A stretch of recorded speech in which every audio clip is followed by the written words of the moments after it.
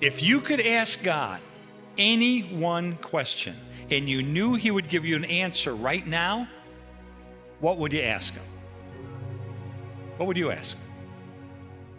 Well, it may not be surprising, but by far, the number one questions that Americans ask is, why does God allow pain and suffering in the world? Does that surprise you? Didn't surprise me. You know, if you've never asked the question, why is there suffering? Why is there pain in the world? The chances are you will when it strikes you full force, or it strikes a loved one full force. And you know what? It's going to come. It's going to come. Jesus was honest. Jesus said, you're going to have suffering. Jesus said this in John 16:33. He said, you will have suffering in this world. You will. But why? All I could do would be to look at you and give you a four-word answer. I do not know. I don't know. I don't know. I cannot stand in the shoes of God and give a complete answer to that question. I don't have the mind of God. I don't have the eyes of God. 1 Corinthians 13, verse 12 says, now we see things imperfectly, like puzzling reflections in a mirror.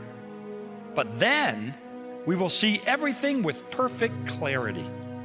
All I know now is partial and incomplete. But then I will know everything completely, just as God now knows me completely. So if you ask me, why do individual events of pain and suffering happen? Friends, honestly, in this world, you may not get a full answer. And frankly, if you're going through something like that today, if you're going through an era of your life with a lot of suffering and a lot of pain, then the last thing you really need is some theological treatise on pain and suffering. Because no amount of words are going to be sufficient for you. It's always going to sound trite when you're in the middle of suffering. What you need is the very real presence of Jesus Christ in your life. But having said that, and this is equally important, even though we can't understand everything about why we suffer, there are some things that we can know. Even though suffering is not good, God can use it to accomplish good. Now, you might hear that and you say, well, no, wait a second. Hold on. Let's not skim over that. I've gone through some horrific suffering in my life. I've gone through some awful pain in my life. And honestly, I don't think that God, even God, can find any good to emerge from the suffering that I've gone through. Friends, if that's the way you feel today, let me just remind you of one thing. And that is that God is so powerful and so good that he was able to take the worst possible thing that could ever happen in the history of the universe, which is deicide, the death of the Son of the God on a cross. He was able to take the worst thing that could ever happen and turn it into the best thing that has ever happened, which is the opening of heaven to all who follow him. And so you have to say to yourself, if God can take the worst possible thing that could ever occur and turn it into the best possible thing that could ever occur, could he not take my pain and my suffering and cause good to emerge? And the answer is, of course he can. Yes, he can, and he will. He will. He would use your suffering perhaps to draw you into a deeper and more intimate relationship with him. He may cause your suffering to point other people to salvation through Christ. He may use it to mold and to shape your character in ways that never could have been shaped had you not gone through that experience.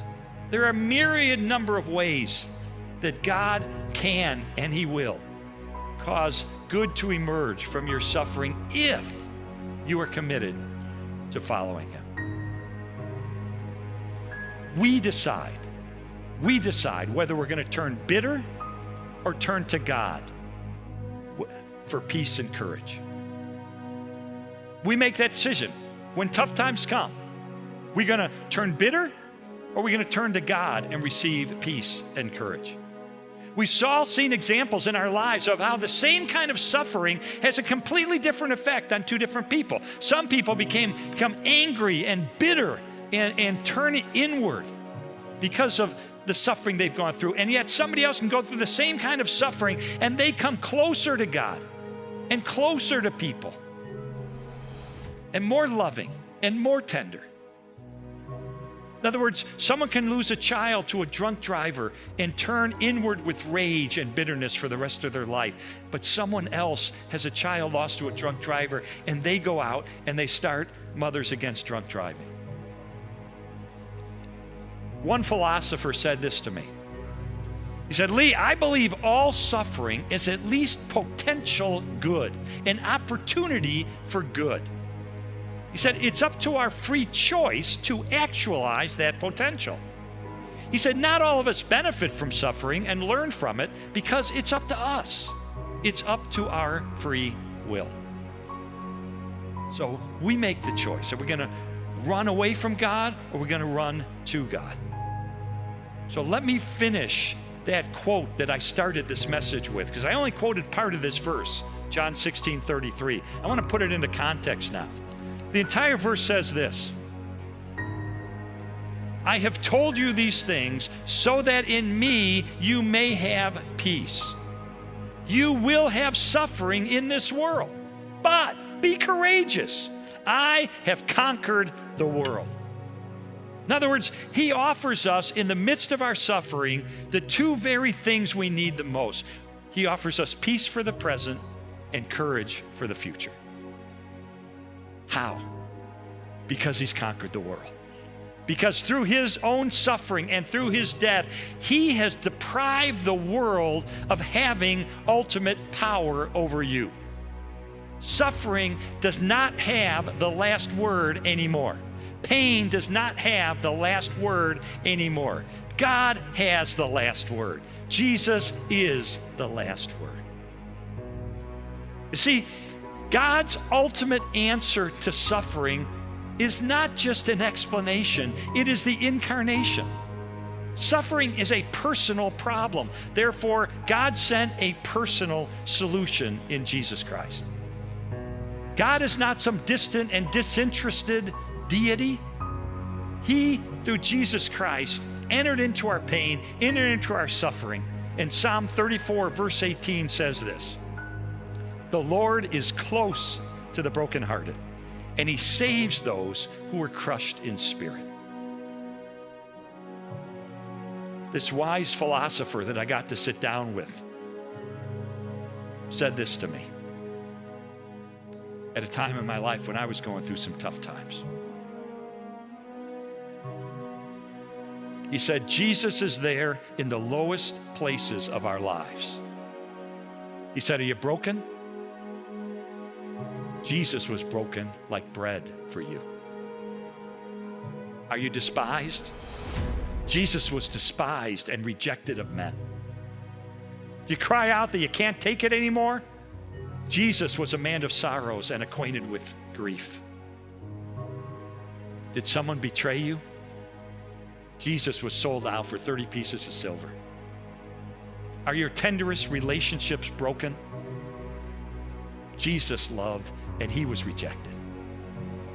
Do people turn from you? Well, guess what? They hid their faces from him like he was a leper. Does he descend into your deepest hells? Yes, he does. In fact, from a Nazi concentration camp, Corrie ten Boom wrote these words: no matter how deep our darkness, he is deeper still.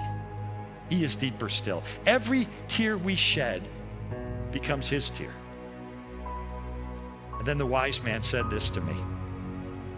He said, it's not like God just sympathizes with you like a close friend would. Any close friend, if you're going through pain and suffering, any close friend of yours is going to sit on the couch next to you and is going to put their arms around you and is going to empathize and sympathize with you. That's true of any friend. But he said, if Jesus is in you, if you are his child, he is inside of you. And if he is inside of you, he is closer to you even than your closest friend.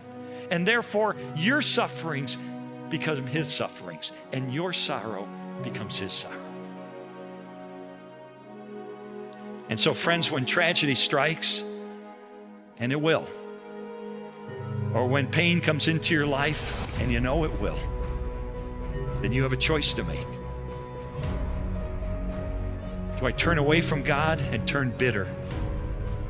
Or do I turn to God and find hope and peace and courage? Peace for the present, courage for the future.